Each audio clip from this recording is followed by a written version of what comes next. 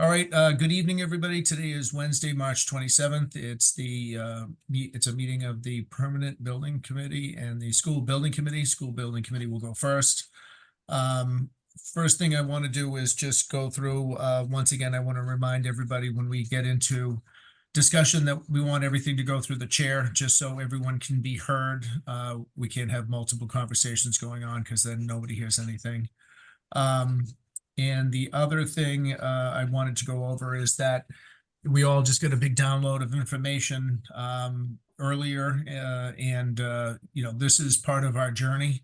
And so, I think we're here to take this information, and what we'd like to do tonight, if possible, would be to come out with the marching orders for TAPE to go ahead and start working on honing in their designs and tightening up the numbers, so we have a better idea of where we're going with this. And so that's what we're up to next. And then I think the other thing is, Bob, as earlier we were just talking about your educational plan. I did ask Bob just to put together a quick overall of the ed plan, since that's really critical.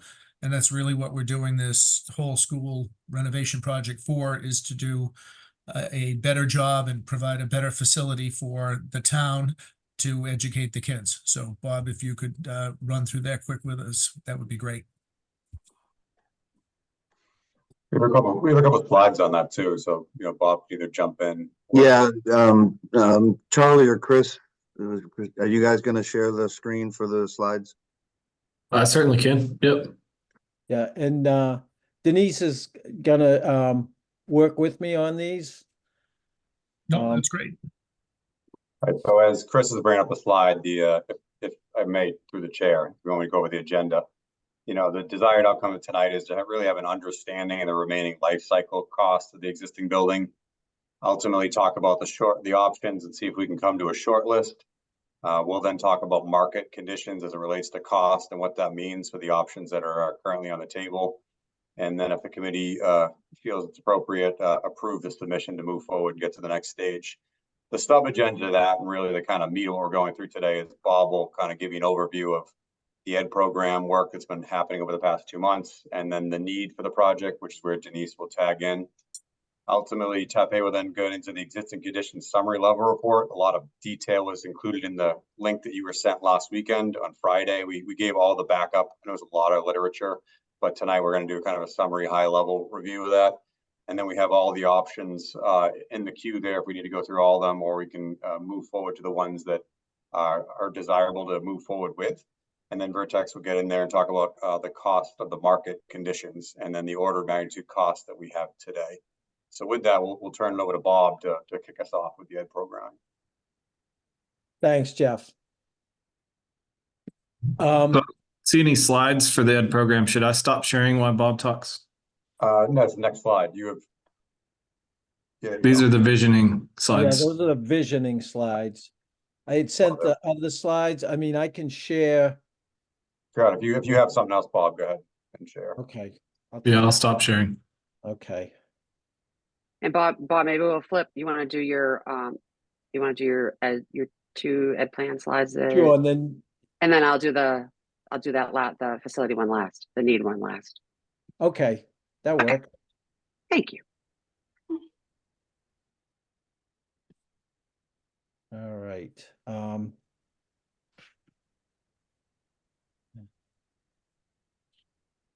Okay, so can everyone see that? Yep. Okay, great. So the ed plan is basically the program that that drives, in my mind, that's going to drive any new facility that we have. It kind of outlines our core values, our beliefs about learning, the types of learning that we'd like to have our staff and students participate in, and what we want a new renovated facility to encompass. Now, I'm not sure if I'm able to change my slide here. So if you don't mind, I'm gonna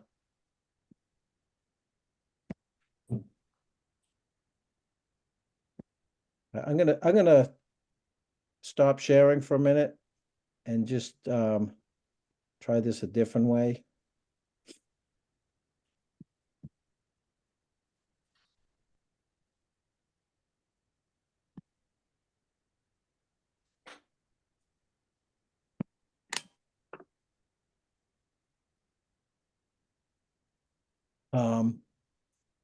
I hope this is okay because I can move the slides under this. Can people see this?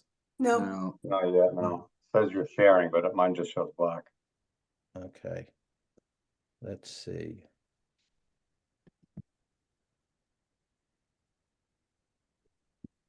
Denise, can you share them Oh, for? I got it. Okay, let's see how this does.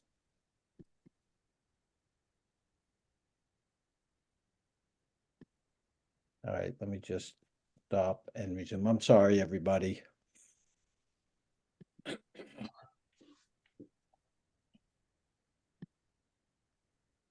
Okay, can you see that? Yep. We can, Yep.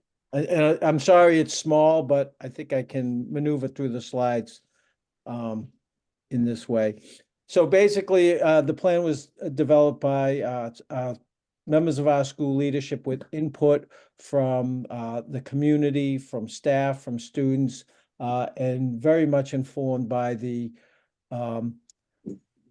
education visioning sessions that David Stephen left, and we had a lot of great participation from parents and the community to help develop, help inform this plan. And the plan is talks about, our current situation, our aspirations, and the types of activities we hope that a new building would support. And the whole plan is based on, we want all our Miller schools to embody the small school, big family theme because it's real. And we have it in our current building. We have it at Clyde Brown. We want to make sure we maintain that in a new renovated building. And so we believe that our core beliefs that if we honor every student as an individual learner and engage, support, and challenge all of our students and provide varied and inclusive instructional approaches and provide students with voice and choice in their learning. That's known as student agency, getting kids engaged and having a say in their learning. And if we encourage multiple means for students to demonstrate their understanding, then we believe our students will go out into the world and be the independent lifelong learners and leaders who positively contribute to a diverse and ever-changing society. We want to prepare them for the society they're walking into. I'm going to skip over the current reality slide. Unless Denise, do you want to take that up now or? Why don't you finish up, Bob, and then Okay. I'll wrap with, Okay, I'll go back to that. And so what we aspire for in a new facility is we want to keep two distinct schools with their own unique cultures. We want the new building to support that. Flexible classroom spaces that would provide room for individual, small group, and breakout space. Seamless technology in those rooms and in the building. STEAM spaces, and that's one of those acronyms: science, technology, engineering, arts, and math. We currently don't have those spaces, and they're an important part of 21st century education. It's where you do your project-based learning, your design thinking, your engineering, all important skills we believe our kids need now and will need in the future.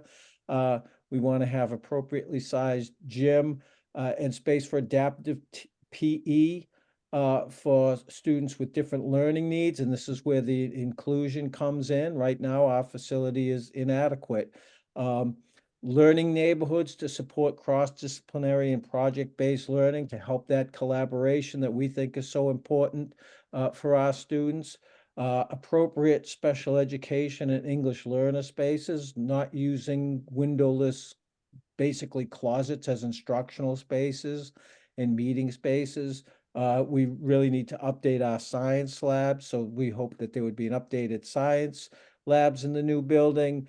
Music, art, library, media, STEAM spaces, easily accessible by both of the unique schools. And certainly we want our kids learning in a comfortable environment with state-of-the-art security like they have at Clyde Brown. And we also really hope that a revitalized facility could serve as a community center after school hours in such a way that we could lock off wings of the school so that we could get community access and, make this building even more of a community center. I know the community uses the auditorium a lot and things. We'd like to see it open up more. So with that, I think I can turn it over to you, Denise, and I'll call Sounds up good. the current reality slide. So thanks, Bob. So thanks to Bob and the team for putting together that educational plan, and for Tapé and Dave for working together on the visioning sessions, and all the folks that participated, both from within the school community and also externally from the Millis community at large. For the folks that have been in those sessions, and then for anybody that's had a chance to review the educational plan, you'll see what the district and the community have put together is something that is really aspirational, while at the same time asking for the basics. Having science and technology and engineering and art and math facilities, or having updated science labs, or being within code for accessibility, and having areas that are not closets for special ed or English language learners, which is what ELL is, or even meeting space for staff, or meeting space for parent conferences that, again, aren't closets that have been turned into meeting spaces, are the types of things that we're really looking to accomplish. The current reality of the building, and you'll hear about it as the evening goes on tonight, is that the existing conditions summary has found that, as we knew, which is why we entered the process about a year and a half ago, is all of the major systems need repair. They are well beyond their useful life. So from a building perspective, we're looking at roof, we're looking at life safety, we're looking at mechanical and electrical and plumbing and technology that are all recommended to be replaced. In addition to that, the hope is, and the desire is, that any money that would be spent as part of the project, if decided so by the voters, would result in something that has a lot of educational benefit, so that we are not just replacing a roof and not just replacing an HVAC system, that we're doing those things in concert with making educational improvements so that the building supports the types of items that Bob just talked about and that are all outlined in the ed plan. So on the screen, you can see some of the things. I think we'll hear about them as we move on throughout the night, because the existing condition summary has found quite a bit, which we knew would be the case. We're going to talk about dollars in a bit. Those dollars are large. They're large because there is a lot that needs to be done to the building. Again, so the focus, I think, has been for this group from the very outset. It certainly has been the focus for the school district, with the administration and the school committee, to be fiscally responsible, to provide voters with options and information so that they can make an educated choice. But what is being proposed, and what we will ask Tapé as we talk further throughout the evening and then into the months ahead, will be for us to get what Millis needs, while being fiscally responsible and supporting educational improvements. So a long list of things that we cannot do in the building today is in front of you, and I think we'll get into even more detail on those as we move along tonight.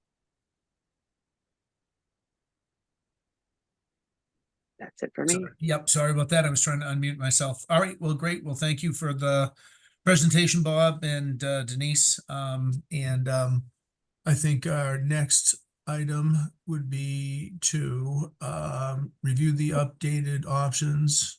I think it's me. It's visioning. Sorry, is that okay? Yeah, you're gonna walk through the visioning next, Chris. Yep. Okay. I'll share my screen. Okay.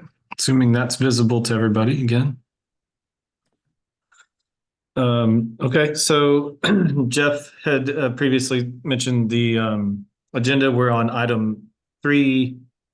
Between 2 and 3, but basically the visioning sessions are still ongoing. We have a couple more things to finish up in April, being mostly a community forum here. And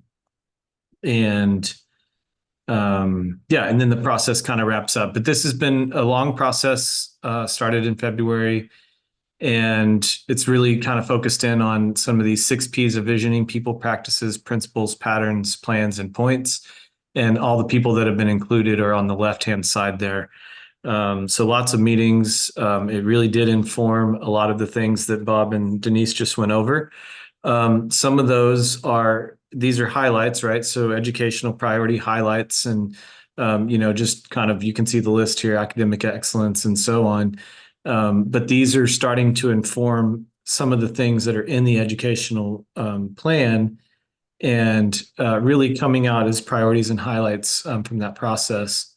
Another section that they did was we talked about architectural priorities. So we're trying to break down the different drivers of building design. This page was educational. The next page, this page, is architectural. And this really kind of makes up some of the layout things that we were talking about. You heard Bob talk about neighborhoods. You heard Bob talk about STEAM and STEM.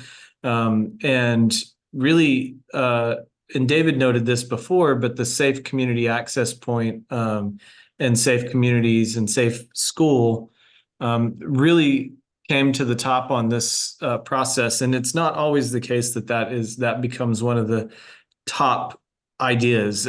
We always build safe schools. We're really pushing into all of that for every school that we design, but it's really reiterated in this process that you all desire these safe places for students to learn, and also safe places for the community to access the building throughout the day and calendar. Some important things here about future-ready teaching and learning. So as the meeting got started, was talking about some of the differences in teaching and learning from, the 70s or 60s or earlier, and even up into sort of the turn of the century, and what we're seeing as differences in how education is delivered. And these are really the top responses. On the right, you can see the graph of how these things were posed to the folks in the visioning sessions. And it was using a tool called Mentimeter, so they could real-time respond. And, accountability and character and hands-on and project-based learning and social emotional learning became sort of the top 3 ideas for future-ready teaching and learning. And those concepts, as presented in the visioning sessions, have a lot of bearing on how the building gets laid out and how we do sort of the thinking around school adjacencies and things like that, which are coming to bear on the ed plan that Bob just talked about as well. And then we get into these goals for future-ready learning goals. And these are really, when we talk about outcomes that we would, I think it's posed as sort of, when we think about a graduate of this building, and what are some characters or some markers that we want to see in those students or people who are coming through the building. And you can kind of see here the order. I won't go over sort of the voting calculations and tabulations, because it was, it's not useful at this moment, but just suffice it to say that, accountability and character, confidence, critical thinking, some of these things came up as the top. And on the right-hand side, you can see the words Millis vision of a graduate. And so this kind of frames out some of the markers that we would hope are seen in the graduates of Millis High School, Millis Middle High School. And then these, again, kind of inform how we can develop a building to help achieve these goals. And so those are some of the highlights of the visioning session. And with that, I'm going to turn it over to Charlie, who's going to talk through some of the rest of the actual building work that we've been doing. I think Denise has done most of our work for us, so thank you, Denise. That's great. And we're not going to, all of you who were interested probably looked at a lot of the existing conditions reports. And as Jeff said, those were uploaded for you. But it is no surprise, as Denise said, the kind, when you have 50-plus-year-old buildings, that there are a lot of things that are, if they're first generation, are tired and really no longer code compliant. And at this juncture, our kind of reporting on it and our analysis of it is fairly broad brush still. It is making a series of basic kind of sort of findings and assumptions. It will become a little bit more nuanced as we go forward. As Denise mentioned, and actually as Bob mentioned, the envelope, the roof does need to be replaced, and it should have adequate insulation to meet code. We have reports of leaking windows, and that could be the sealant, it could be the windows, but nonetheless, they're not energy. They don't meet energy code compliance for performance. Now, whether we can get around that is possible, and so that would be something we could potentially look at, but we don't know yet. And then, of course, we always have to meet code for accessibility code and life safety code. So things that are within accessibility code that include things like signage and hardware, I mean, we have to address those. Structural, fortunately, the building is in pretty good shape structurally, which is encouraging. We didn't see a lot of kind of cracking, and there was limited leaking observed. It really is the systems, which are the most expensive. I mean, the systems alone in one of these projects are a significant chunk. The stuff behind the walls and above the ceilings and on the roof are a significant chunk of the cost. And unfortunately, almost all the systems are well beyond their useful life, as Denise has already said. The one thing we thought there was some life left and probably some ability to reuse is plumbing, which is on the next page, I think. Chris, you want to advance? And plumbing, there's some, we think some of that can be reused. However, there are going to be plumbing fixtures that don't meet code and are tired, et cetera, et cetera. Technology, we suspect, should be completely updated. Another encouraging thing, soils showed no sign either of reportable contaminants, which can be a huge cost driver on these projects, and that's good news.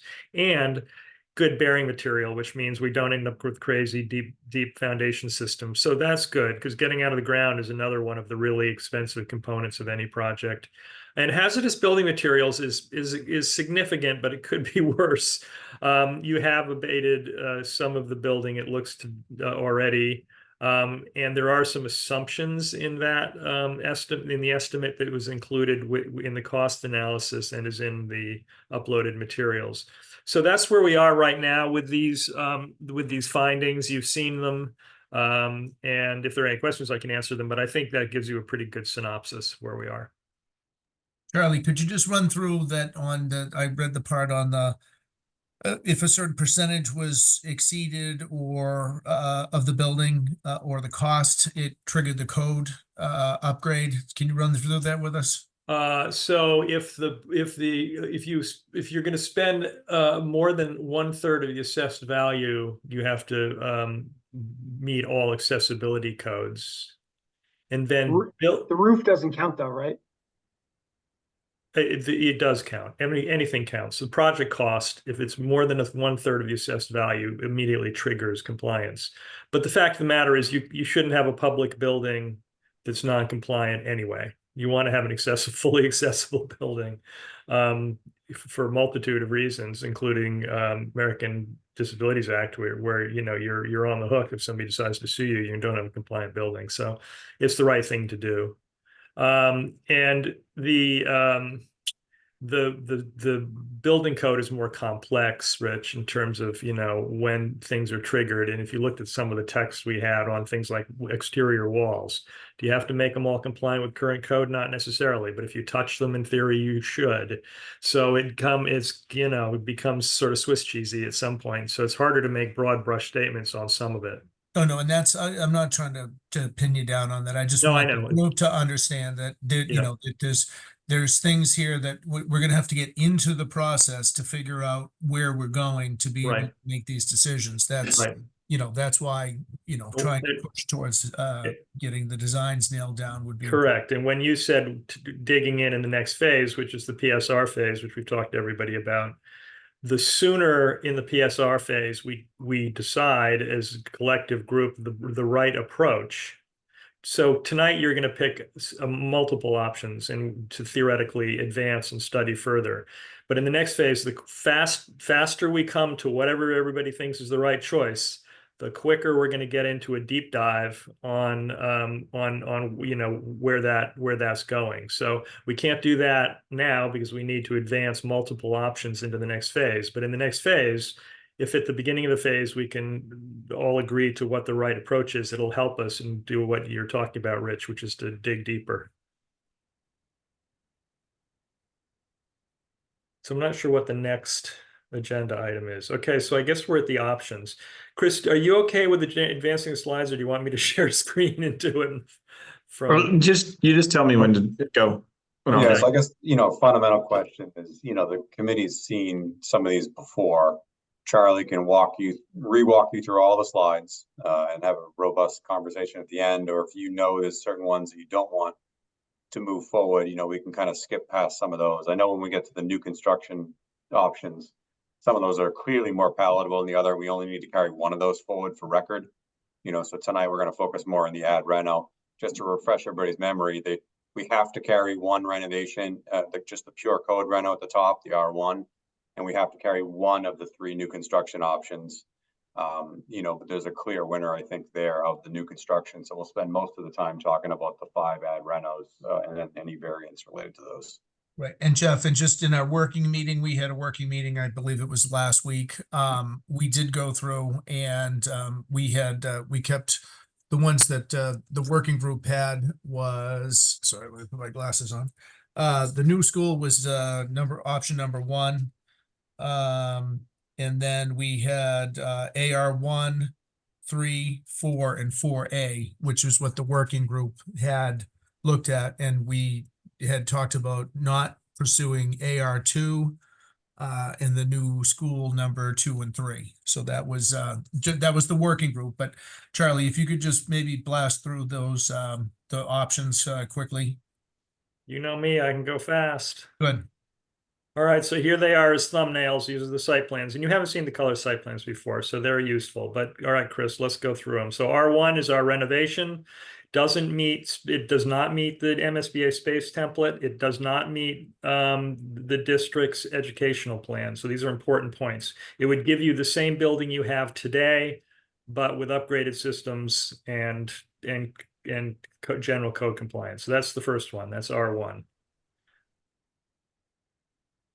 This is our R1 phasing also requires, so one of the things that will be a cost driver with an R1 if you did it was that you need a place to put kids during construction. So that's R1.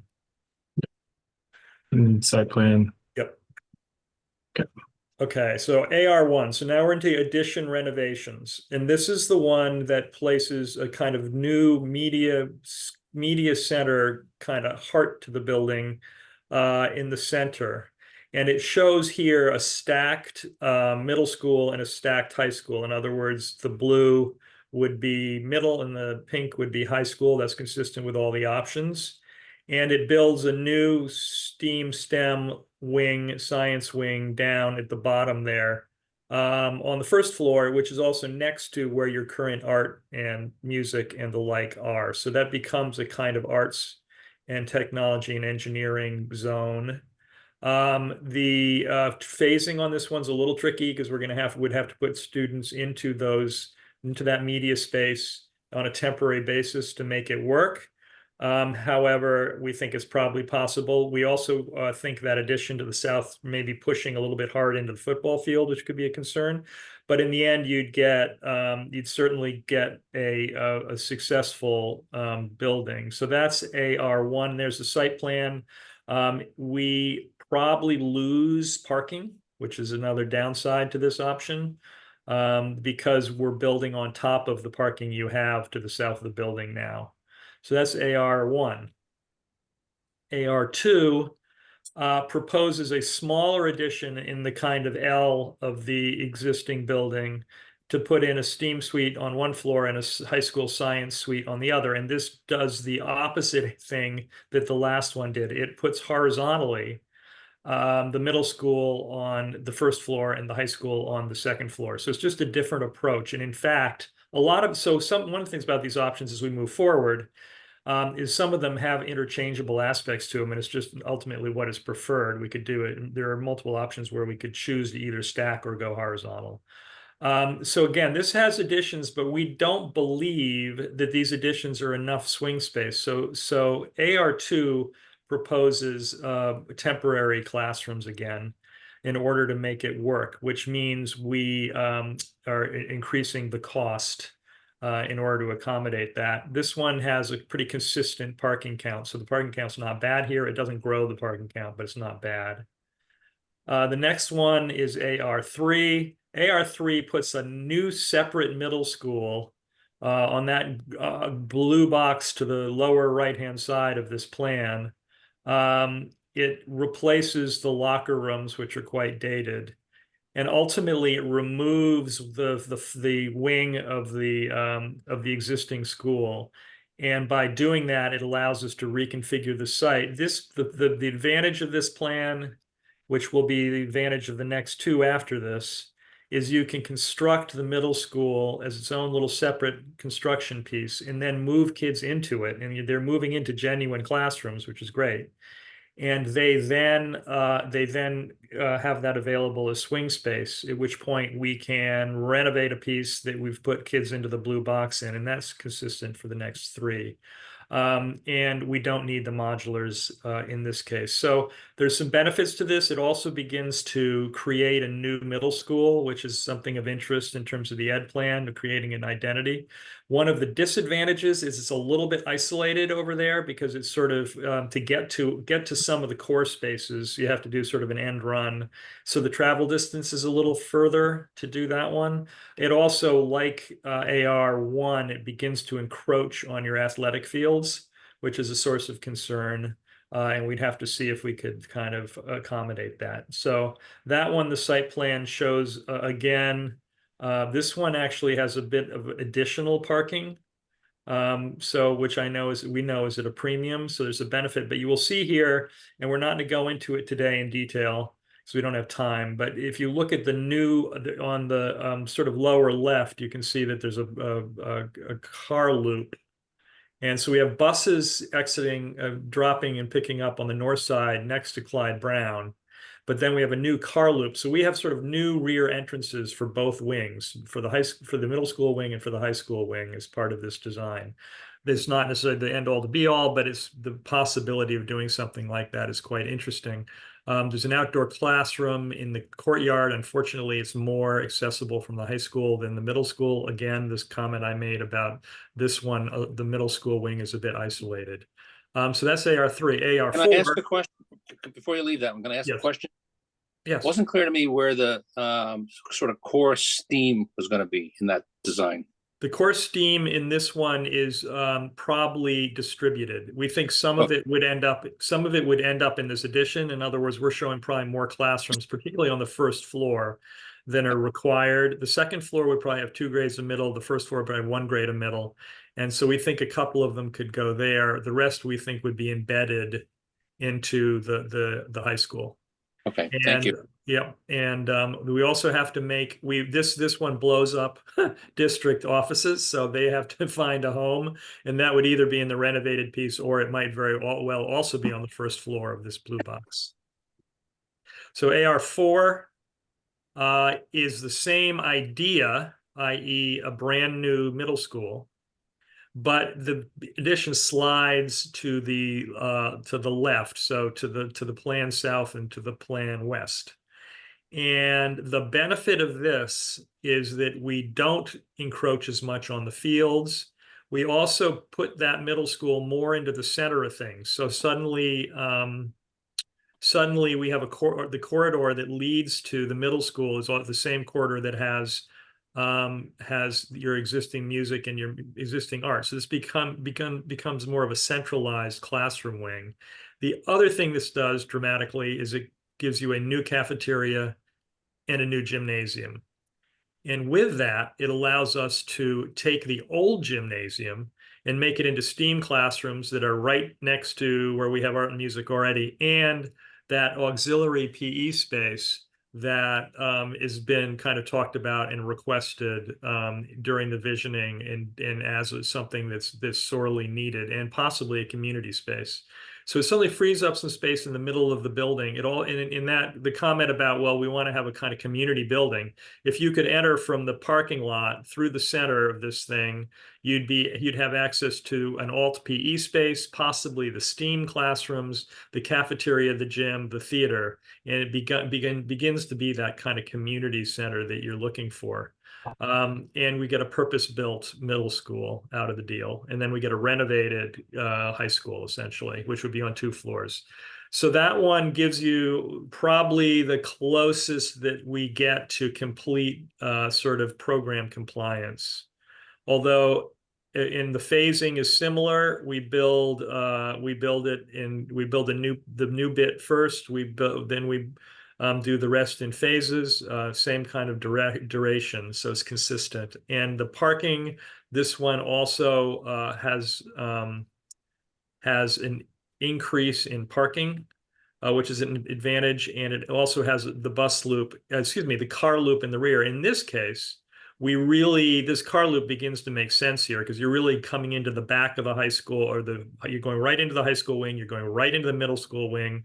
We have 2 unique, distinct entrances. Both schools now are much closer to that courtyard and the outdoor learning space.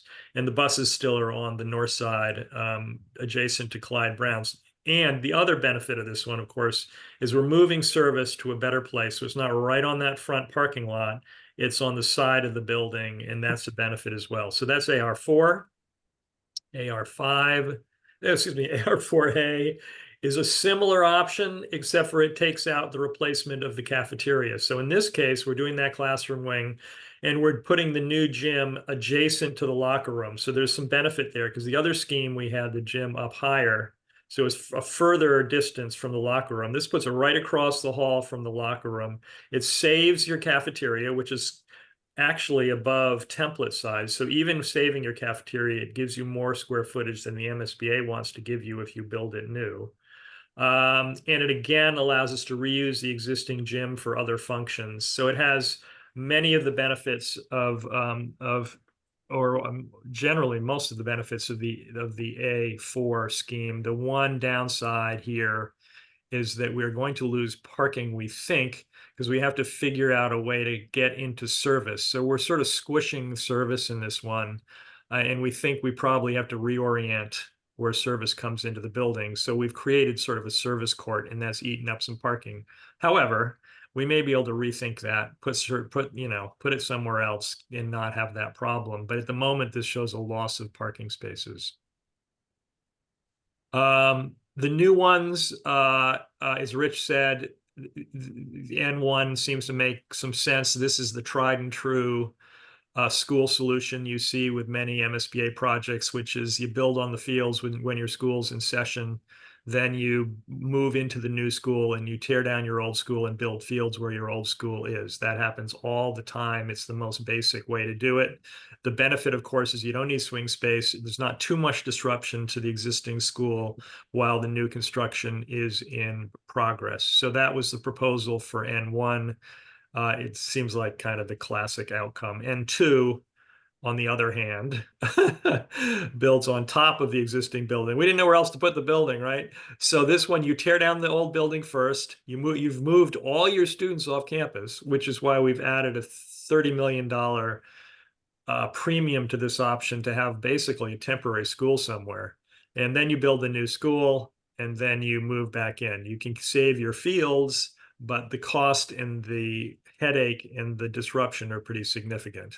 And then the last new one is the one where we tried desperately to squeeze the building between the track and the existing building. And the way to do that is to tear down part of the existing building and put it on 3 stories and hope for the best. But as you can see, we really aren't even hardly giving ourselves any setbacks. We're right next to the tracks. This is a very, very tight approach, and you can imagine how difficult it would be to limit disruption during construction and actually build this thing while school was in session would be a hard thing to do. So it's probably a bit of a stretch. It's kind of an interesting option, but it might be a stretch to think it would work. So as Rich said, we think N1 makes a lot of sense. We know we have to carry R1, and we think that some of the ad renos make more sense than others. And just jumping in on that, the one of the things on the number 2 option for the ad reno is the modulars, because the modulars are basically money we spend that the town never recovers. Big it's just cost driver. Right, and it's just money out the window. Yeah. And we think it's worth looking at, we think it's definitely worth looking at AR1. We think it's worth looking at AR4 and 4A, which are really essentially the same option. The real question is it worth looking at AR3? Because AR3 doesn't really, it's trying to do the same stuff as AR4 and AR4A, but without a lot of the benefits that the other 2 give you. Charlie, as far as accessibility goes, all these options, I assume, have an elevator in them? They do. Yeah. Did you show where they are? We have not. Okay. Were there any other questions from the group? All right. Yeah, I had a question, Rich, if Go you will. Thanks for this presentation and all the materials you shared beforehand. And there's quite a bit, so I apologize if I missed something. But does any of this, since we're replacing a roof as I understand it, in both the AR and R1, do any of these consider PV panels as part of it? Well, you have a PPA right now, I believe. And so I think that this would be, so any project we do will be quote unquote solar ready. So that means that the roof will have the appropriate loading structure for loading, and it will have the appropriate room in the electric room for inverters and the like, and it will have conduit that goes in the roof. The real question is, would you ever purchase PVs as part of the project? Would you potentially purchase them later, or would you have a power purchase agreement?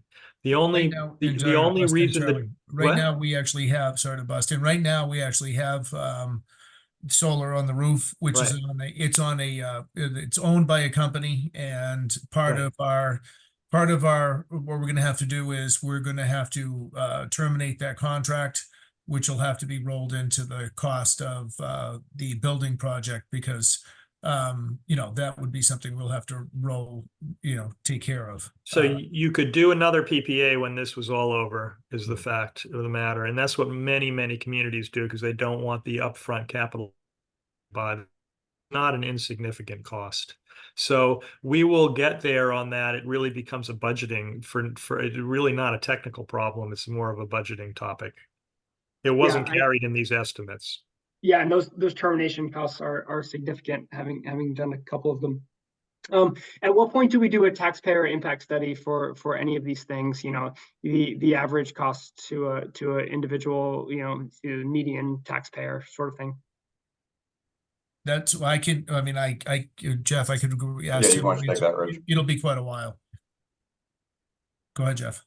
Yeah, no, I was gonna say the same thing. You know, generally it's when you've selected your option and you start to really dial in all the other costs, because you know, right now the costs we're about to talk about are order of magnitude and the relative costs of the individual options. Over the next 9-10 months, you guys will be dialing in the scope of the project. You'll be making lots of decisions that affect costs, both to reduce and add based on the decisions and the payback that you guys are looking for. And so it's too early to start to dial in the tax impact until you know what the proposal is that this group wants to move forward back to the taxpayers. So Jeff, do we want to go ahead and see if we can get a vote on the options we're advancing?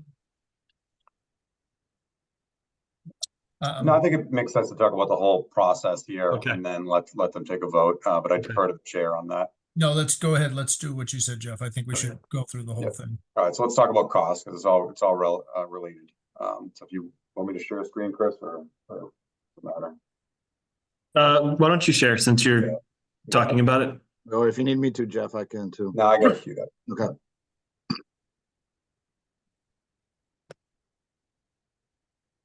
Did I share the right screen? Nope.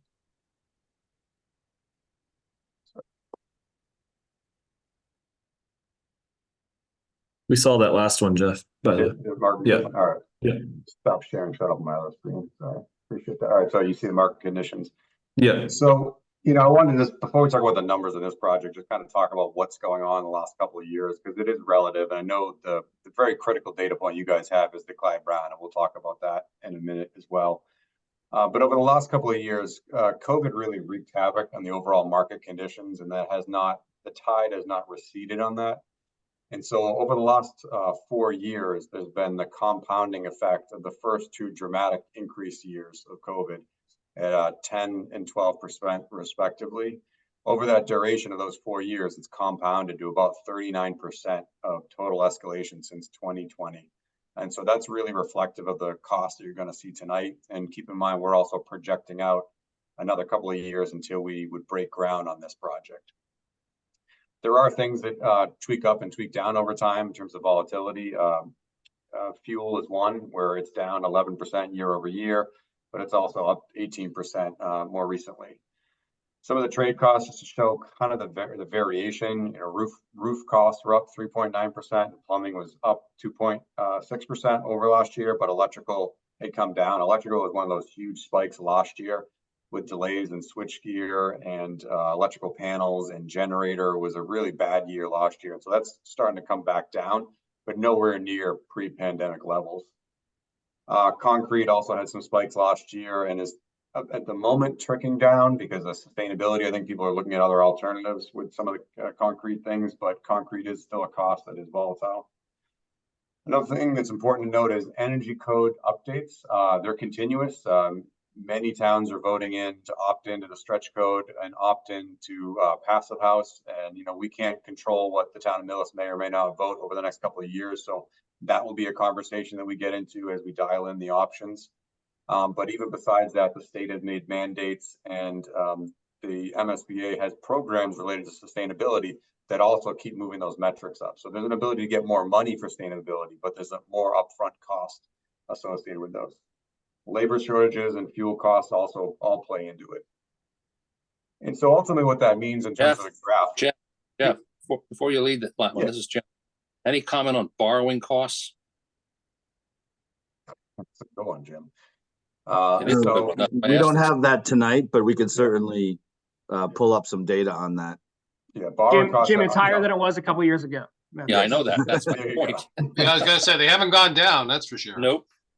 The only good news on that one is that one can go down by the time we actually go to borrow, because right now they're still high. And we're just waiting. But it's not going to be what we did Clyde Brown for. But I mean, no. Hopefully our boys at Capitol Hill, see the wisdom at some point in 2024. What? What did you say? Yeah, Never mind. So the numbers we see here do not include borrowing costs. That's correct. Yeah. Okay. So the beauty of the MSBA is there's a long track record of data, and that's publicly available to everybody. And when we come time to educate the public to go to that town meeting vote to fund the project, there is this track record that you see on the chart in front of you on the screen here. And so this goes all the way back to 2009 when the MSBA first reformed, and it tracks all the projects that initially it shows them what their schematic design budget was locked in, and then when the bid gets submitted, it overwrites that with the final cost of the project. And you see over time, certainly the cost of the project has escalated. Now, in the beginning, in 09 and 10 up to 12, it was kind of a very slow climb. And then it started to get more steep and a little more steep. And then we hit COVID and it dramatically curled up. And so, you know, there is a range, which are the outside dashed, to show that there are big swings, and those are related to the decisions that this group will make. You know, some of the ones on the higher end of the curve are ones that are more forward thinking with sustainability. You may buy geothermal, you may go all electric, you may do decisions like that, where some of the ones below that curve may have made other decisions. If there's add renovations, there's separate decisions than new construction. We'll get into all those determinations over the next year of this process. But what you see is that the average there kind of runs right around the middle. And I want to kind of pull a couple of data points, and they're important. One is, where was Clyde Brown? So at the time Clyde Brown was set in terms of a contract for construction, the hard bid number came in with the GMP at $460 a square foot. And you see that over the past year, all the projects that are submitting to the MSBA, and this is a combination on this slide of, or this slide is new construction. I do have an ad reno slide, but there's a lot less data points. So for time's purposes, we're focusing on the new construction. In the last year, there's no projects below $700 a square foot.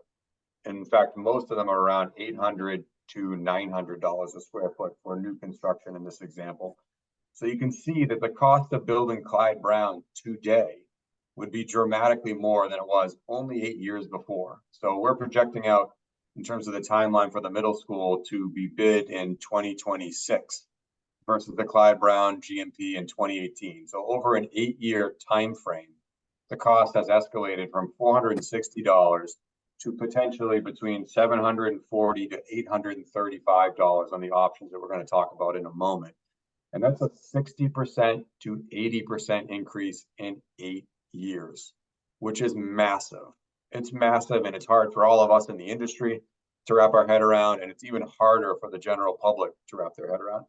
Sure, they pay more at the pump, they pay more at the grocery store, and those comments and statements will be made. But it is staggering at how much the cost to build in New England has gone up in that time frame. And there are many decisions that we'll talk about along the way, some of which I just alluded to about sustainability and program that will dictate kind of where the middle high school lands on that spectrum. But there is a wide range. And so there's a lot of lateral ability to move within that range, and even more so with the ad reno options. I also wanted to put here a data point about a town that chose not to move forward and what the ramifications were for that particular town. So the city of Lynn had Pickering Middle School and brought that to town meeting back around the time of your project at Clyde Brown. And so in 2018, they voted down a project that would have cost $509 a square foot. They then waited their turn, did their due diligence, got back into the MSBA pipeline, and then came back last year for a revote with their town at $732 a square foot. These are important data points. You know, they're not scare tactics, they're the realities of where construction costs are going. And so the committee needs to make sure we bring the right proposal back to the town so that we can end up with that successful town vote and move forward and get the students in the renovated space they need to be in. Ad reno is important too. There's a lot less data points from a chart standpoint. So what we did was we pulled a couple of more recent middle high school projects that were ad renovations.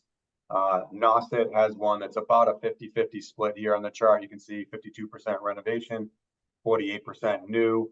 That came in 2022 at $627 a square foot. You know, 50-50 is a good blend to kind of show you where that's trending. Lawrence had a K-8 school, which came in at $725,000 last year, $725 a square foot last year, but that was mostly new with some limited renovation. And lastly, East Brookfield, the Spencer East Brookfield School, or Spencer East Brookfield District, sorry, high school was a 25% reno and 75% new in 2023, and that came in at $720. So we will talk in greater detail about those ad reno projects, but there's a lot less data points for those particular versus the chart of new construction.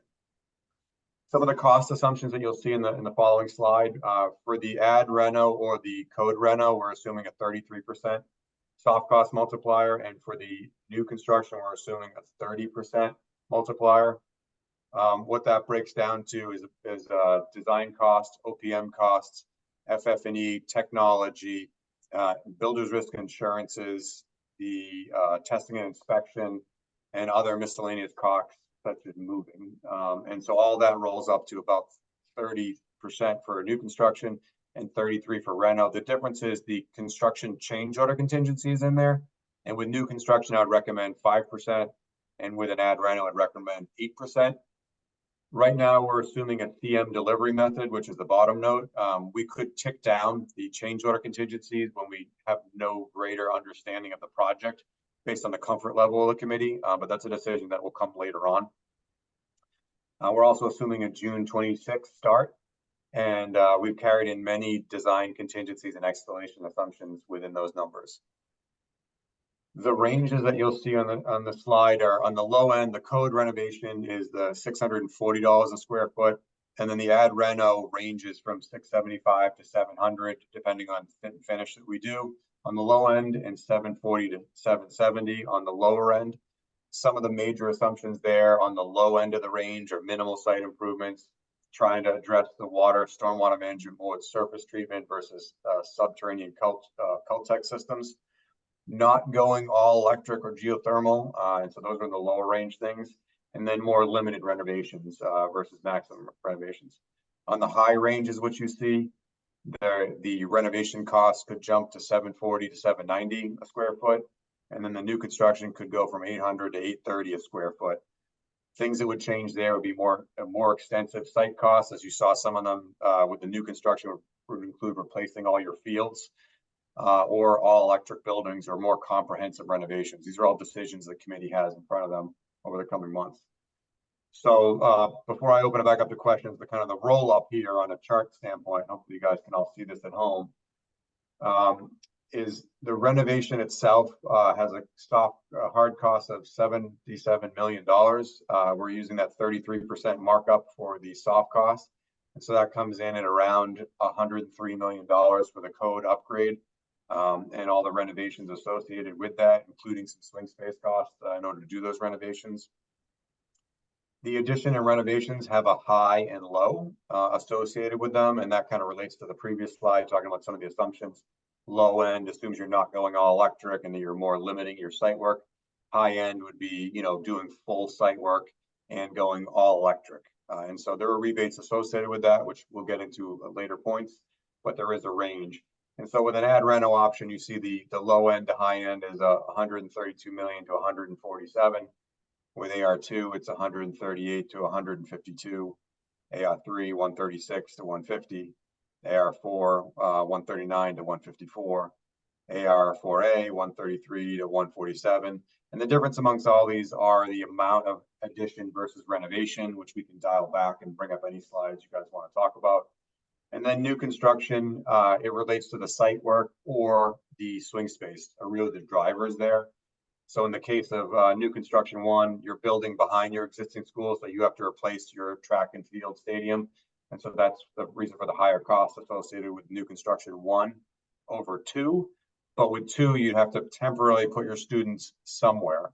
And so there's a $30 million cost to house those students somewhere. And that cost could be dramatically higher depending on where that somewhere is. And then lastly, new construction number 3, kind of splitting the difference in the middle there, where you're kind of trying to squeeze in or shoehorn in the new construction between your fields and the existing building with partial demolition. So I know that's a lot of data. Happy to talk about the cost related to these options or go back to the exact images. And I'll turn it back to Rich to steer a conversation. Yeah. Jeff, one quick question, Jeff. On that N1, does that include the cost of the new fields? The N1 does, yeah, this order of magnitude number, yes. Okay. And Jeff, those fields, in terms of site work, that's not going to be a reimbursable cost from the MSBA, right? We've already kind of tapped the 8%. Yeah, you cap out at the 8% was increased to 10% last year, which was great news, but you're nowhere near that. And they don't include stadiums either. So it's basically the site work around the building or the parking to support the building. You'd hit your cap, before you got to the fields. So our total reimbursable rate from the MSBA would go down on the new construction piece as opposed to the AR piece because of the site work. So for two reasons, and that's a good point to make. So it would go down because the site work, you'd have more significant site work related to your new construction options if you're replacing the fields. And then there are incentive points for using addition renovation. So you will get a higher percentage of reimbursement from the MSBA with the ad reno projects. They reward you for trying to salvage the existing assets. And that's based on the amount of the building that you're able to retain and what you'd use it for. So it's up to 5%. But if you were to, essentially use 50% of the building, you can get another 2.5 percentage points of reimbursement. Yeah, thank you. That's really useful. And that was kind of my point on the taxpayer impact before. I wouldn't want this committee to go and commit itself to AR versus new without knowing those kind of nuances of the MSBA piece rather than the total sticker price, so to speak. So Right. thank you for that. In this part, at this point in time right now, we're right now, we're just sending things forwards. We're going to dial in on that. We'll have more information to be able to suss out which one makes the most sense. Right now, it's just, hey, which ones are we going to send forwards? Anyone else? Yeah, I have a question. I think that, Jeff, you gave some comment a meeting or two ago, just the relative range of reimbursement. I know it's hard to say based upon these different options here. And maybe just give me a range. Is it 47 to 51? Is it, I don't have any idea. Because I guess the bottom line below here, that. yeah, okay, but the bottom line here is that this information, which we have been gathering now, is in the public domain. No matter what we do, this information is now out there. So, if we're trying to explain to people, and I'll just pick a number, one of them, $132 million project. Is it 40% reimbursable? Is it 42%? I know you can't come right down to a number, but the number's big enough. But it's the reality is it's not that big in terms of what the taxpayer is going to have to face. Yep.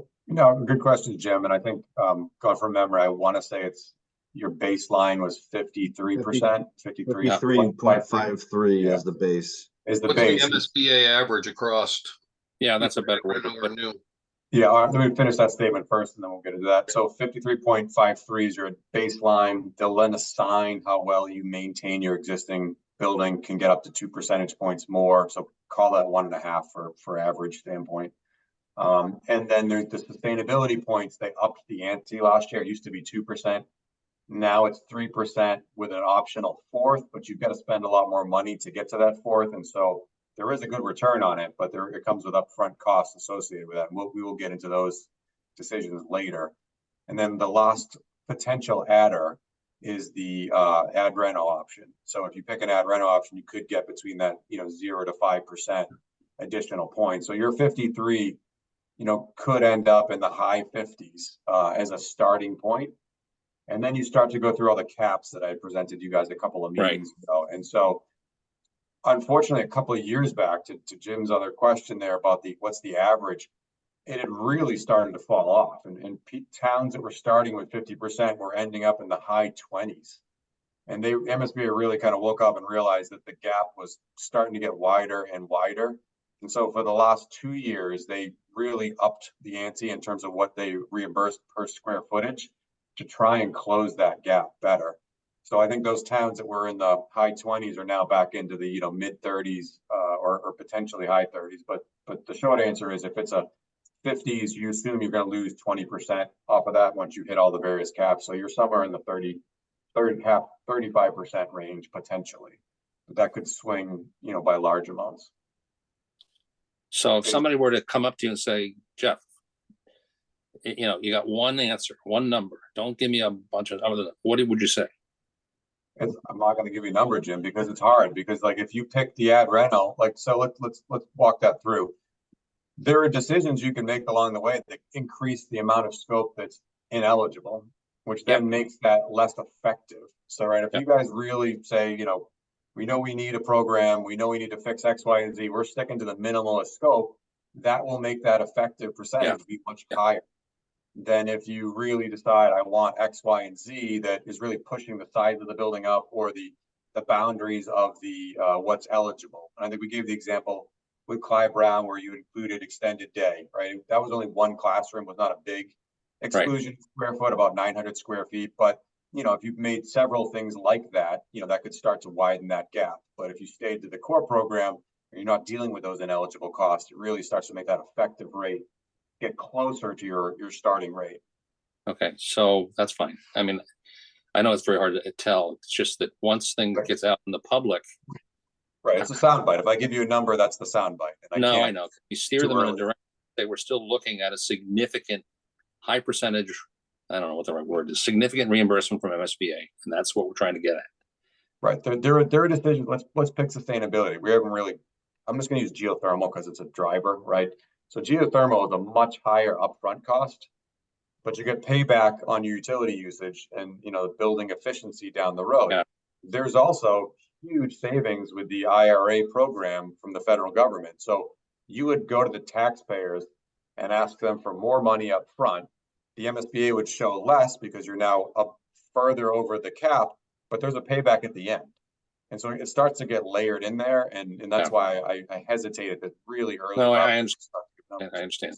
And one of the things with the sustainability, that's the double-edged sword. So we'll have to go in at the beginning with a higher number, which, we all know that's going to be an issue. So although, over, 20 years or whatever, it may have some payback, you have to get over that first hump. You have to get over getting the school approved.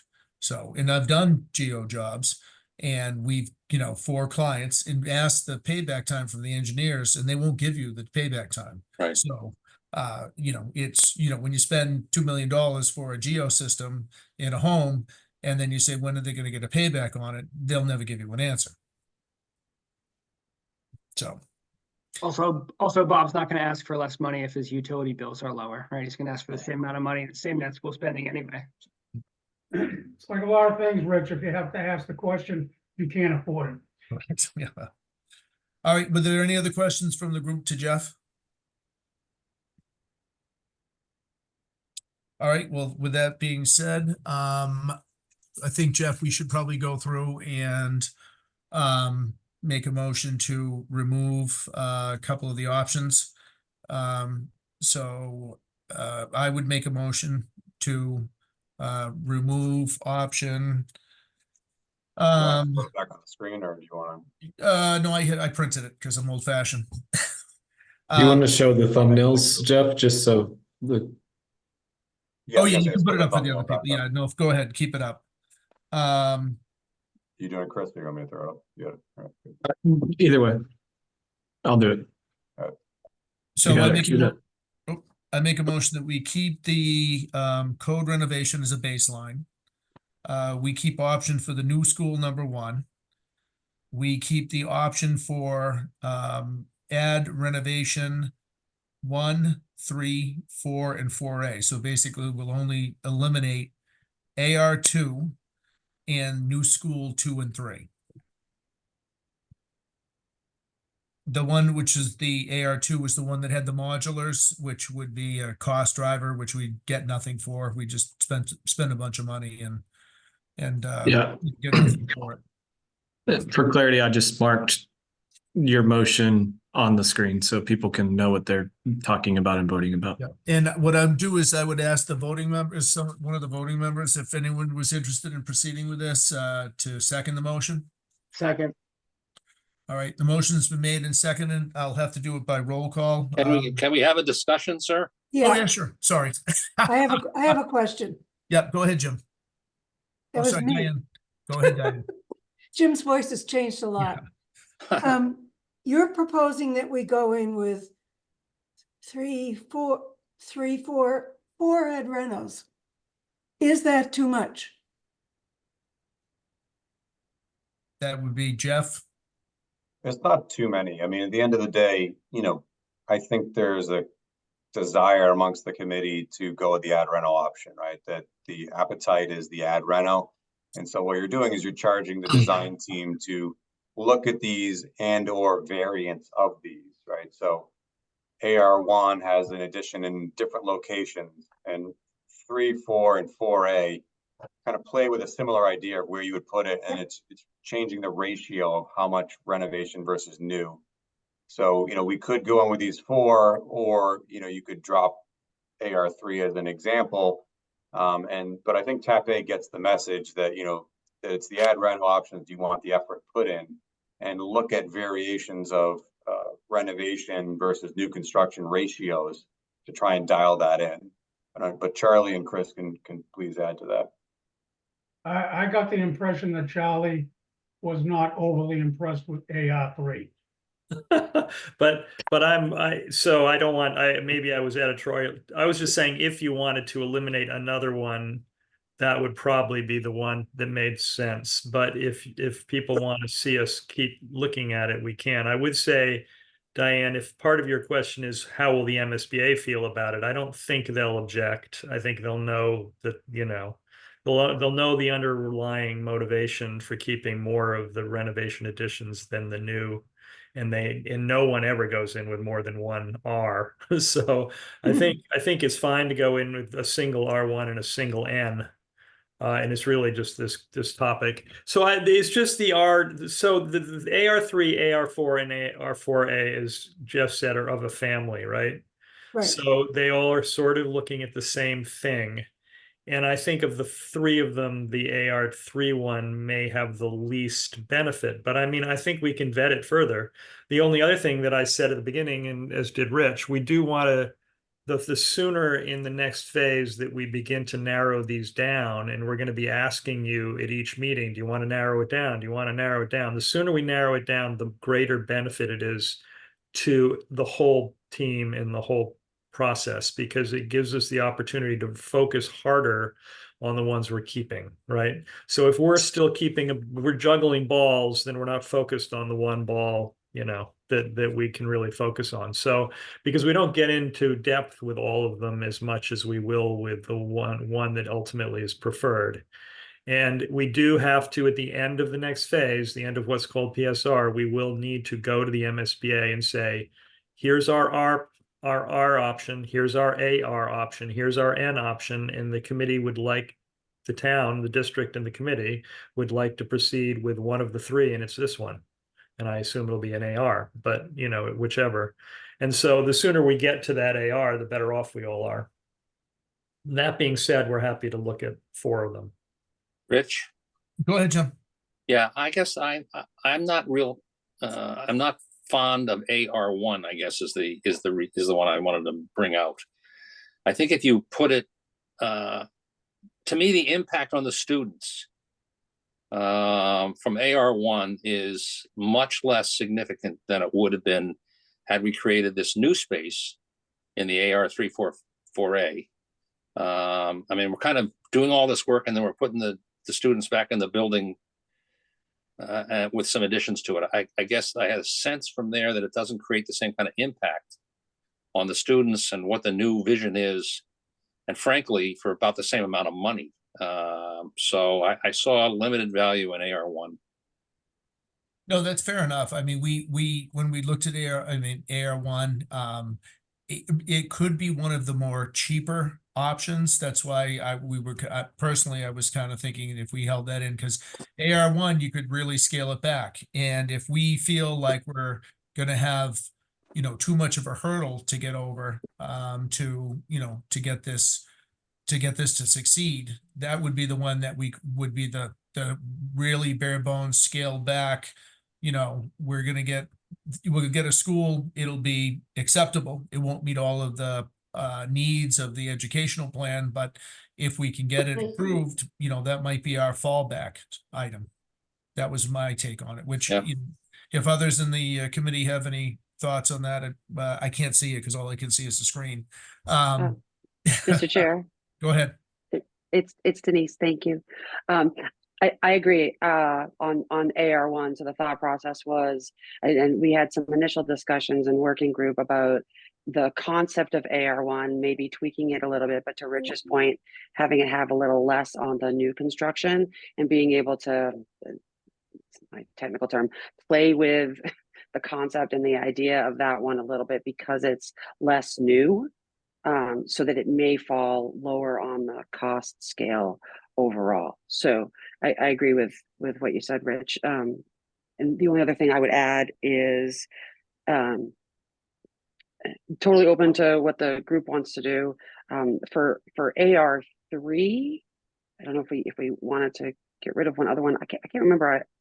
I don't recall whether we were keeping AR3 in from the previous discussion, but that one, at least just for me, was a little less desirable of an option for the ones that we're keeping in. So With I was we're gonna say dealing the with same, I AR1. was gonna say the same thing, Denise, is that I don't see the merits of AR3.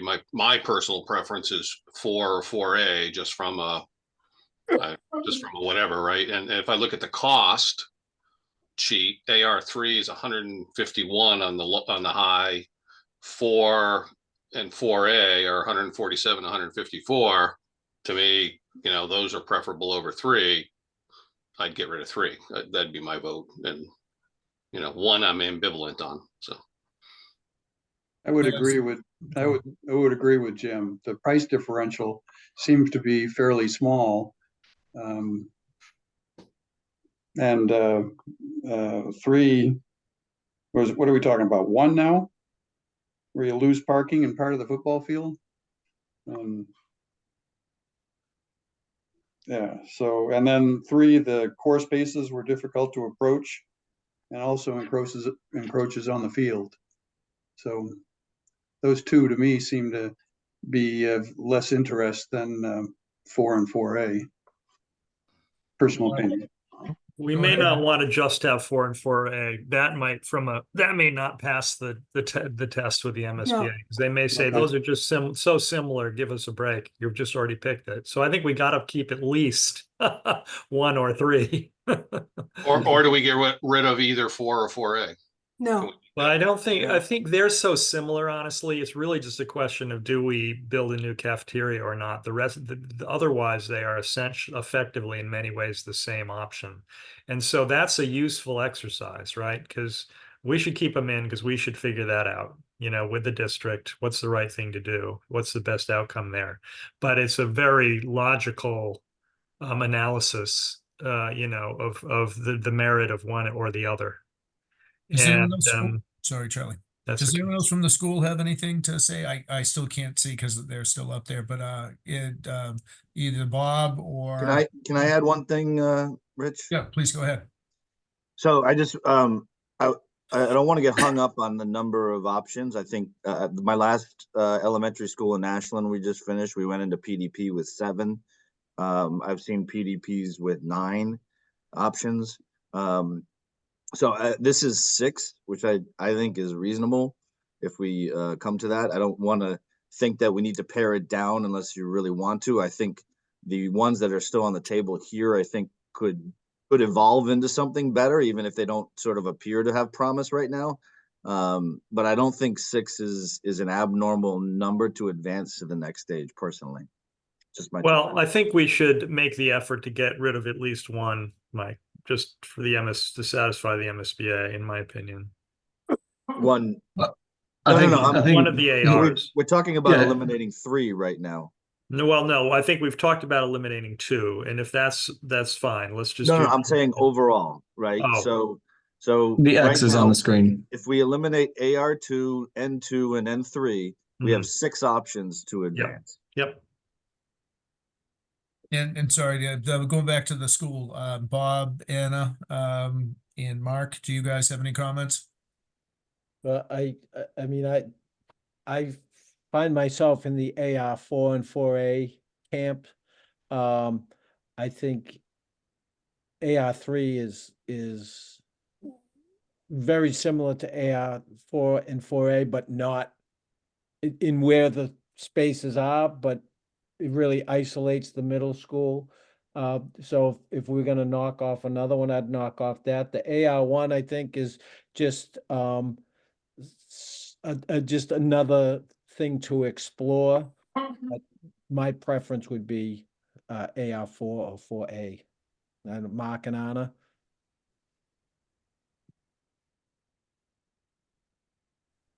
I 100% agree with Bob. He said exactly what I was thinking. So thanks, Bob.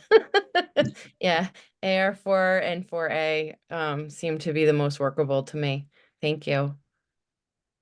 Yeah, and I just would echo what Bob and Anna said. Those to me would be the directions I'd have with my preference heading towards 4 and 4A, but AR1 something to take a look at and explore a little bit more.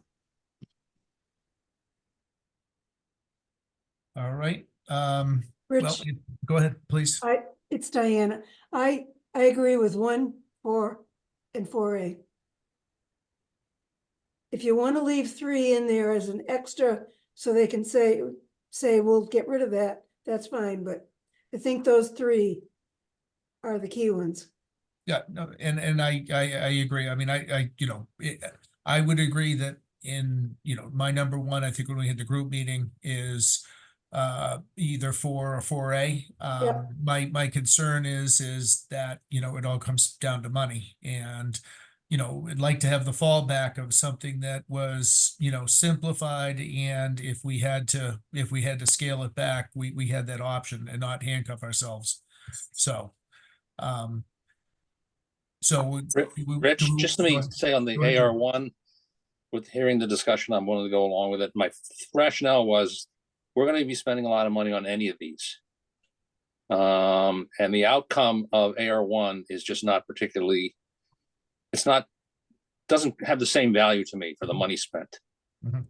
Agreed. No, I agree 100%. I think what we need to do is, the AR4, we need to, if we're going to put it forwards, and we're going to spend the money, we might as well do the right thing and do, what will meet the educational needs. Unfortunately knowing, how things work today, we may not get what we need, so. Anyhow, so was there any other thought from the group? Rich, if I may, Tape's on a lump sum contract. I don't see the merit in eliminating something at this point. Have them explore it a little bit more. Keep 1, 3, 4, and 4A. Let us learn a little bit more, and then we can eliminate it at a later point. And that's what I was thinking is we could, and Jeff, I think Jeff had alluded to that also. Yeah, that's why I seconded your motion. I agree. Okay. All right, and Jim was smart enough to say we should talk about it, which was great. Thank you, Jim, because I tend to go a little too fast. So the motion's been made and seconded. I'm going to ask the voting members to agree to eliminate the items that we talked about. I would vote Good. aye. Rich, could you refresh the motion? Yeah, sorry.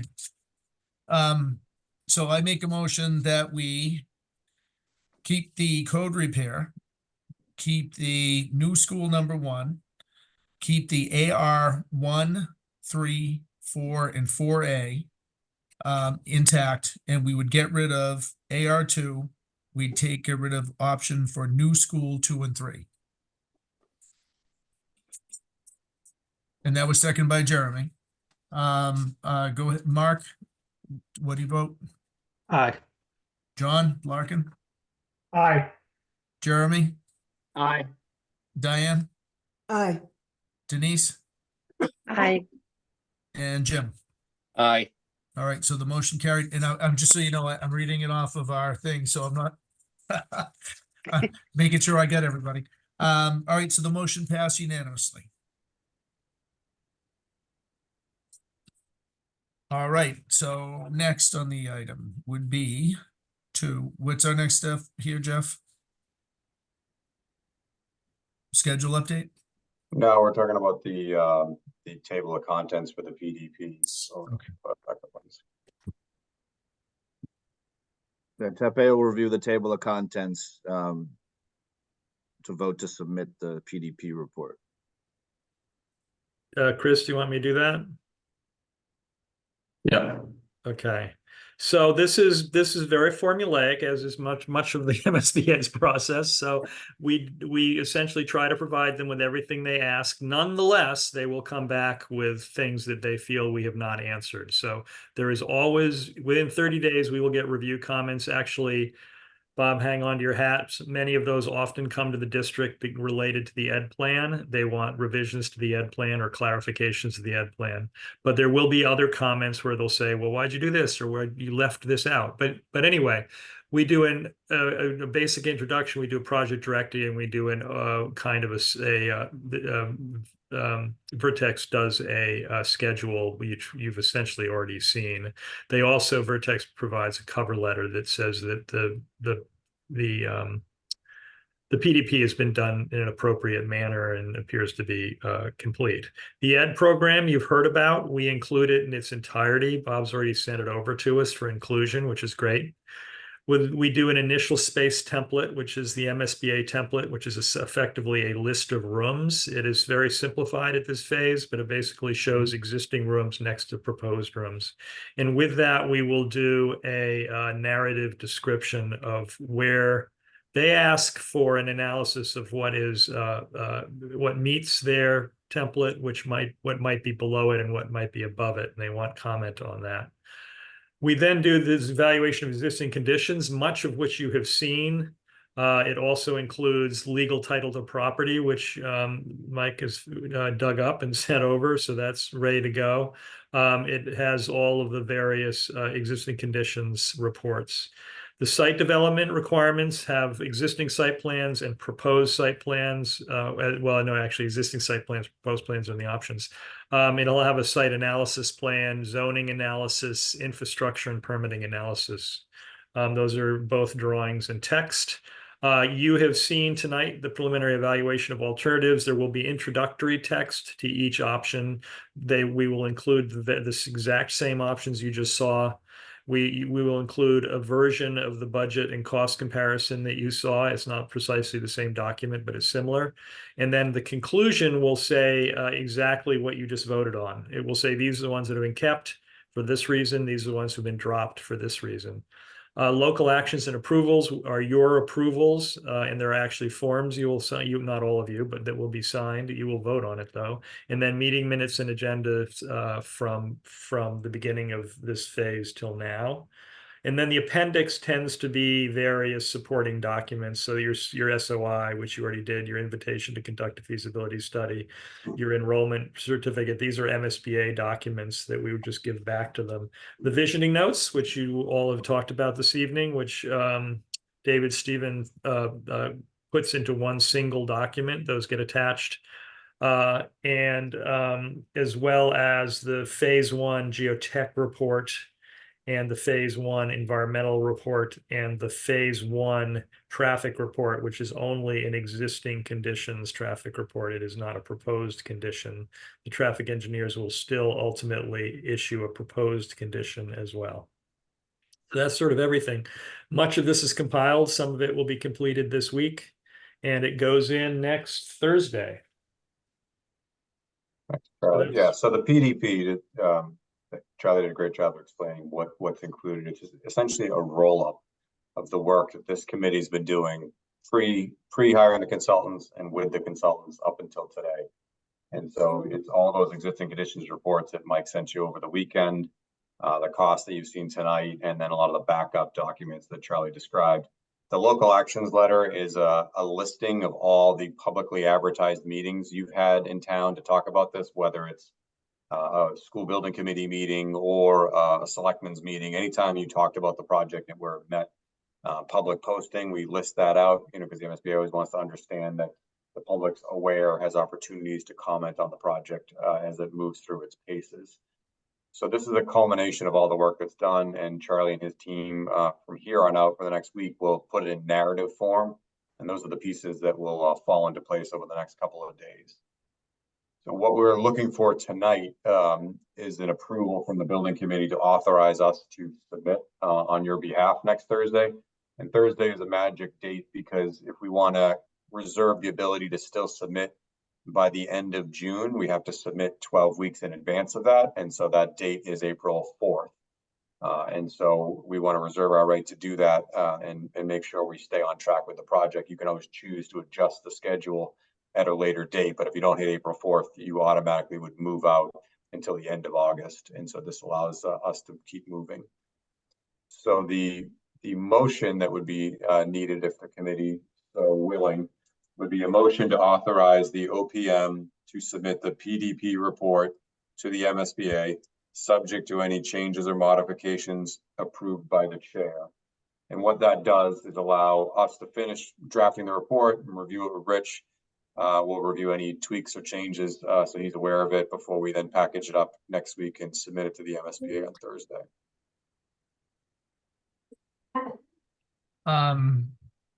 Let's see, is there any discussion on this motion that we were going to make?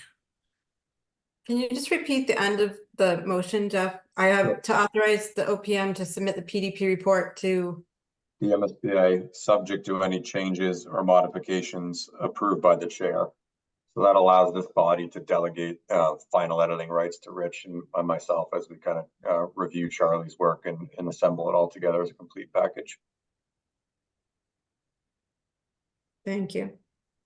All right, so I make a motion, since there's no discussion, to approve the submission of the PDP report to the MSBA, subject to final approval by the chair.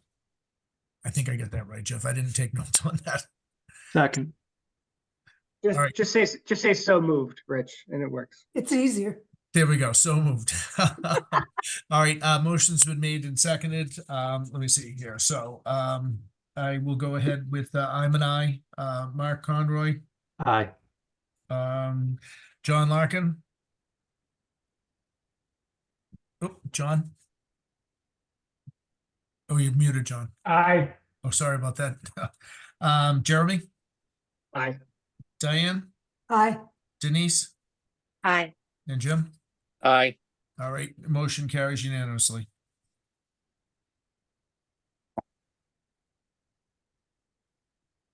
For the next agenda item was schedule. So your next meeting is on April 10th.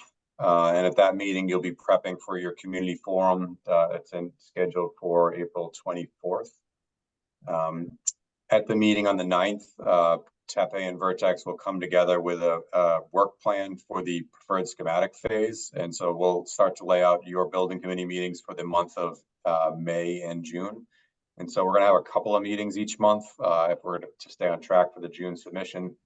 So we'll have at least a few building committee meetings in May, and then some additional community engagement at the beginning of June, and then additional meetings with the building committee at the end of June, if you're ready to make a conclusion and submit the package to the MSBA, and then we'd go back in front of some other boards in town to give them an update as well. So the full work plan will be developed and presented to you at your meeting on the April 10th.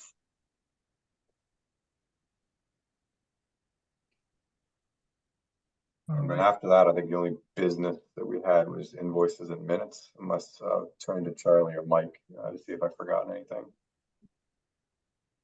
No, that's what I have left on the agenda, Jeff. All right, well, with that being said, Rich, go ahead, Jim. Before we go off, I mean, I think this is appropriate at this point. I know it's not. We have, as many of you know, a capital planning committee in this town. Capital planning committee is busily formulating its report for the town meeting for May. We've now taken act, and at this point, the capital plan has a number in for school construction of $19 million. That, excuse me.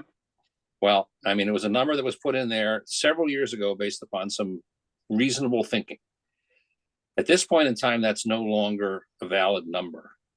So I'm just stating that I think it's incumbent upon Capital Planning Committee to update that number now that we've officially voted to submit this to the MSBA. I don't know what number it's going to be. And it's up to them really. But also, as noted here, we've got an April 28th open town forum kind of thing, which is again before the town meeting. I'm just wanted to make people aware of the fact that this is something that in all likelihood will come up at the next capital planning committee, because the way the report is structured now, it's no longer accurate. So let me bring up a point, and that is what happens if this doesn't pass at town meeting? There still will need to be some funding to patch the school, of which 19 million might be an appropriate number. So would you carry two numbers or? Carry a range. Well, I mean, the reality is that we don't make up the number on the capital planning committee. Yep. We ask for the appropriate body to give us an idea, and I guess you're right, Jim, that's probably the right thing. We probably put the $19 million number in because that was the minimum just to keep the building from falling down. It's not quite that bad, but I know. Yep. But at this point, we got to come up with something else. And I'm a member of the committee, but it hasn't been discussed with the committee. But I don't think we can get around it anymore because now we've taken a formal vote by the school building committee to submit this new proposal. And I don't know what makes the most sense. I'm asking this committee what its view might be, or if Rich, you want to attend the next capital planning meeting. I can't commit the committee one way or the other. It's just that our report as it exists isn't accurate anymore. Jeff, this goes to the question that we asked at the school committee meeting last week. That I know you guys didn't have the numbers and probably still don't, but it's the idea of to do the things that we have to do. And I know that maybe does it automatically get us to the code upgrade value that we have here? Or is there some other number of doing the line item pieces? Because what's in the capital planning committee memo was basically a value that was an estimate of doing the things that were identified in the study that needed to get done. And it was kind of this is the minimum if we did nothing. It's going to cost us 19 million. Obviously, in your first few slides, that number is even if 19 was a valid number, whenever that was, if 19 is now probably 50 based on just the world we're in. So is there a time frame on being able to value, those line item pieces, the roof, the HVAC, et cetera, acknowledging that once you start doing things, now you start tripping code issues and you don't know where you land. Yeah, well, all well said, Mark. So it is a moving target in the sense of the code reno answers the question of what does the building need, right? In terms of a single project move, right? These things are all approaching their end of life. There is a step just below that where it's wait till the point of failure for each of the individual items and then go back annually for, every year or any number of years, right? Where you're going back 20 million the first year and that gets you to the roof and the windows and the boiler. And then you're going back a few years later to replace all the fixtures. And then you're going back a few years later for all the ADA upgrades. And then you triggered something else. And so there's a cascade effect of that aspect of the no vote essentially. That's a step below the 100 million, but it may end up costing you more than that over the time frame because you're doing it more inefficiently. You're waiting till the last possible moment to do it. But it's certainly something that the committee and the project team need to be prepared to answer because it will be naturally asked of us, in the coming months throughout this project. Rich? Well, the reason I brought it up is there's now been an official act by the committee charged with preparing this proposal. So it's no longer speculative. Now, we don't know which one it's going to be. We don't know whether we're going to end, but we're going to propose something to the community, I would assume, at some point. So at this stage of the game, in order for people to be able to be informed about what's on the agenda, I think we need to have some position that we would ask the capital planning committee to consider, or because I don't think it's reasonable for that committee to just leave it where it is. Diane, you were going to say something? I do. Number one, we're not going to town meeting with a proposal this May. We're going in another year from May. And this is a step in the process. I mean, we can talk to them and tell them what we're doing, but I don't think putting a number down is going to make it any more realistic, we won't know what MSBA has told us for another month after our submission. Yeah, but the point of the committee is to let the people know what may be coming. So when they vote on anything that actually comes up in May, whether it's this or even if it isn't this, what else is out there? That's the charge of the capital planning committee. No, what I would say is, Mr. Chair. go ahead. Oh, go ahead, Rich. I'll go after. What I would say is that I understand the capital planning committee's charge and what you need to do. Would it be possible for us to put a placeholder in and say, hey, what we might see something coming up in, starting, if it was approved in 2025, in the range of, at least you'd have a number in there, because we could probably put in a range, that it could be high, it could be off. Would that be helpful to the capital planning committee? I can't really speak for the committee, as you know. I'm just one member. Right. I brought it up so that it's clear to me that the committee will bring this up on its own by Thursday. I wanted to ask this committee if it had a suggestion as to what approach to take. That's kind of what I was trying to get at. No, and I think this is obviously, that would be a good question to go back to Jeff and Mike, that they've done this before. I'm not sure if they've dealt with this, because that's more town politics than it is OPM things. But Mike or Jeff, have you run into this before? Yes, but every town is different. Like you said, how you choose to plan it out, is really relevant to Millis. Yeah, there's always an interest, right? We've had towns and other towns try and debate it, right? But that's not the work of town meeting. It's the work of the building committee. I'm saying a year in advance when this type of a request has come up that, people felt that at town meeting, we should debate the options. Well, they're doing it in a vacuum based on a number, right? It's this charge of this committee to come back with the right number.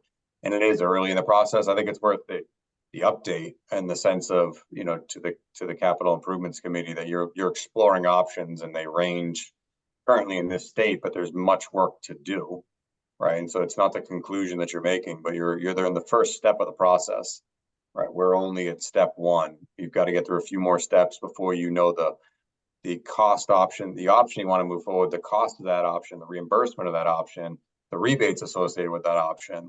It's a moving target, over the next year as you guys do your work. But certainly it's worth the anecdotal note that it's not 19 million and that options, are being explored to look at the project itself.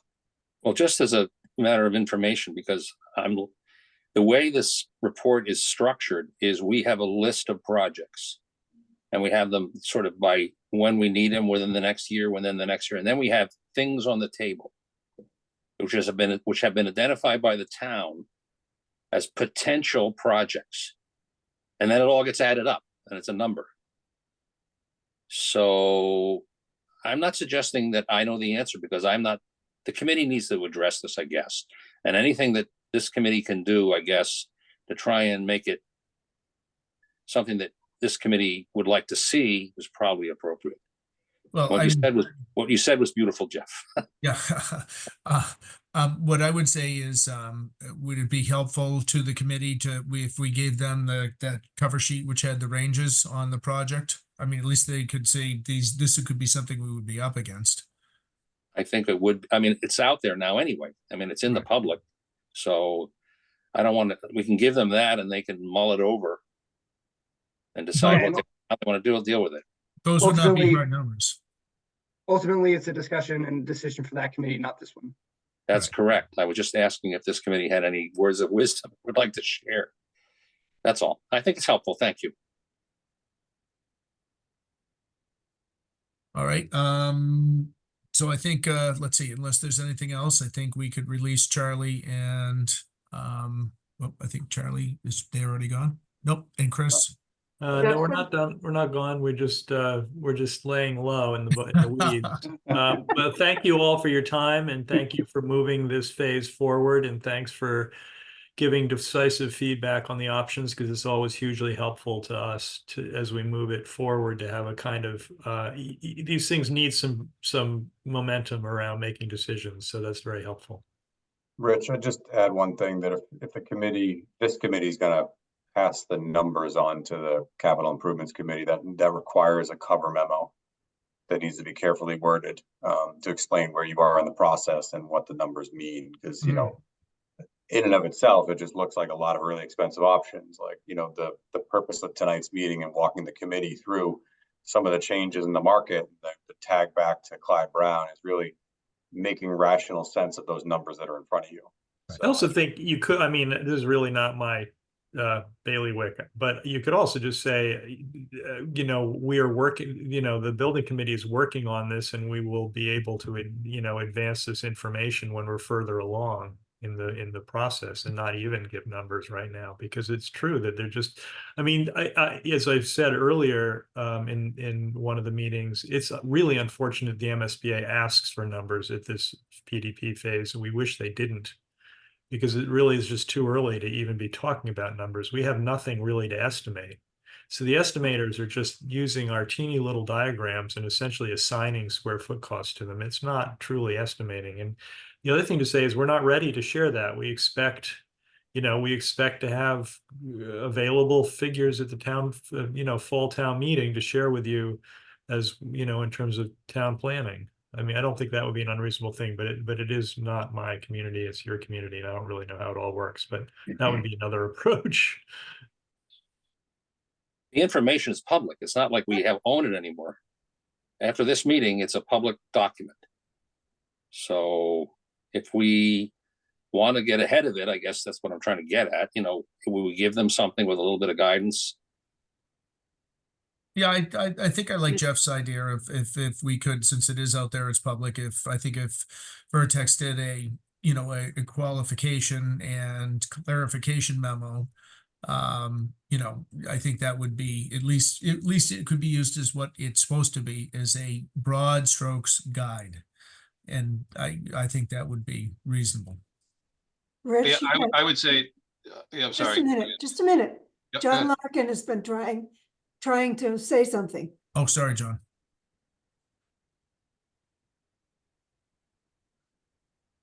John? No, I'm not talking. I thought it was Diane. No, Go ahead. Okay. My comment would be anything that goes to the capital committee should have a line or an asterisk that says there would be some MSBA offset expended, you know, expected. So, you know, and how you word that, and we have no idea what that might be, right? So that's the problem with the numbers, is may not be real numbers that the taxpayers may face. All right. Well, I think we'll have to further explore this. Just so you're aware, they're meeting on Thursday night. That's tomorrow. That is no, tomorrow. next week. No, Oh, it's it's tomorrow. it's tomorrow. Okay. Capital planning's meeting tomorrow. I think Well, the clearly capital we're plan, not- We're so I not think ready. I think this is a public, what was presented tonight was public, and the capital planning committee can have a discussion tomorrow night on what they want to do with their memo. Yep, that's exactly, because I that's what's going to agree come up with- is the memo, right? I agree with what Mark just said. I think we have to be very careful about issuing anything official from our committee. Okay, And the capital committee can do what they want with the public information. But I think they need to be aware they can't put step 3 in front of step 2. No, and I agree, and that's why if we did do anything, or you know, forward just the numbers that were already released, you know, that's what I'm thinking, is it's already out. If we forwarded it to them with a, hey, by the way, you know, the qualifications and all the things that could make it different, I think that's just basically, it's a clarification. It's not a statement of cost or whatever, because we don't know what the costs are at this point in time 100%. well, we know it's not 19 million. We know that, correct. We know. More like 119. All right, so I'm going to let Charlie and Chris go, and we're going to move on to the next step of our meeting, which would be to approve the SBC invoices. Thank you. All right, Thank you, night, guys. guys. Good night. All right. You want me to put them up there? Yeah, I printed them because it's easier for me to read them in here. So I make a motion to pay the Vertex companies the amount of $19,000 for billing of March 27th. Second. All right, motion's been made and seconded. All in favor? Call it. I am. I just, here we go. I just had to get the list. I, What? Mark? Aye. Rich, is that a different invoice date number? You read March, Right, it is, it's for the month of February. month of February. Oh, sorry. Oh, yeah, sorry about that. Month of February. Yeah, no, it was in the cover sheet that I was caught up on. All right, I, Mark, Aye. John Larkin, Aye. Jeremy, Aye. Diane, Aye. Denise, Aye. and Jim. Aye. All right, motion made and passed unanimously. Okay, and then the next one is Taipei. Scroll Yep. down. In the amount of $43,055. Okay. I make a motion that we approve the amount of $43,055 for TAPE for work done in the month of February. Second. All right, motion's been made and seconded. I'm in favor. Mark, Aye. John, Aye. Jeremy, Aye. Diane, Aye. Denise, Aye. and Jim. Aye. All right, great. Thank you. And then we have minutes from March 6th. So I make a motion that we approve the minutes of March 6th as written. Second. All right, this one we can do by a voice vote. Let's see, motion's made and seconded. All in favor? Aye. Aye. Motion passed unanimously. Okay, I think that would be it for the SBC. Jeff, you said that our next meeting is on 4/10. Okay, Yep, that's correct. all right, great. Well, you and Mike can take off and we will transition over to the Permanent Building Committee. We had two little items on that. So thank you everyone else for coming and have a good night. See ya. Thank you. Thank you. All right. So actually, I make a motion to call the Permanent Building Committee into session. Update in the Lansing Millis project, Diane? I had an email from Mike Kaczynski and he has not heard back from Administration and Finance yet, so there is no update yet. So, Mr. Chairman, yes, I've been in contact with Diane on a regular basis, and I've also been in contact with our state reps and senator in regards to this. I have exchanged some emails with officials at Administration and Finance up at the state, and they're still reviewing all the projects, and they said they would be making decisions during the month of March, and that they'd be letting folks know hopefully during the month of April as to what the decisions are. So we are advocating as much as we can. So hopefully something positive will come out of it. All right, great. Well, thank you very much. The next item on the agenda is a DPW project invoice. So the when the DPW garage was renovated, they had to dismantle the office area in the original building. In the process of doing that, the fire alarm, which protected the building, became inoperable. So they ended up having to replace that to protect all the town vehicles inside the building and the building itself. The invoice to replace the system was $17,751. to replace the system, which basically just protects the building that has all the trucks in it. That seems reasonable. I think it would be within the scope of the project. So I make a motion that we approve the amount of $17,751 for an alarm system. Second, Rich, I have a question. Yep. Just because this project predated my time on the committee, usually when we approve bills like this, we kind of know of their procurement method. So 17,000 kind of triggers a lot of levels for me. So was this under an existing procurement, or how Yes. do we do this? It was. Yeah, that was the company that did the alarms for the project, the other building. There were two buildings on the site. And so they did the other building, which was the new garage. So basically it was the same contractor, and they did the work to replace the one that was destroyed. Okay, and it wasn't 25%. It wasn't more than 25% of their original contract value. That I can't answer the question of. Okay, because then in that case, then we would need to re-procure it. But if it was under the original procurement, then yeah, I'm okay with it. Yeah, no, that makes sense. The bill, it took them a while to get the bill from the vendor. Good at doing the work, not so good at doing the billing. So, all right, so the motion was made and seconded. I'll go through. So Jim, yes. John, Yes. Jeremy. I'm going to abstain. I Okay. don't know enough about it. Yeah, and I'm an aye. Me too. Oh, and Diane, sorry, you were gonna get you next. You were hidden off in the corner. No one ever accuses me of being quiet. All right, so the vote was all but one, so which is an abstain, so that's fine. Okay, I think the last item was to approve the meeting minutes. Yeah. So Also from 3-6.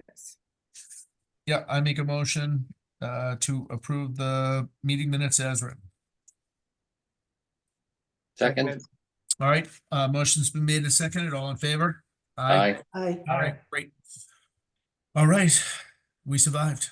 All right, well, thank you, everybody, for all the help. I appreciate it. And everyone have a good night.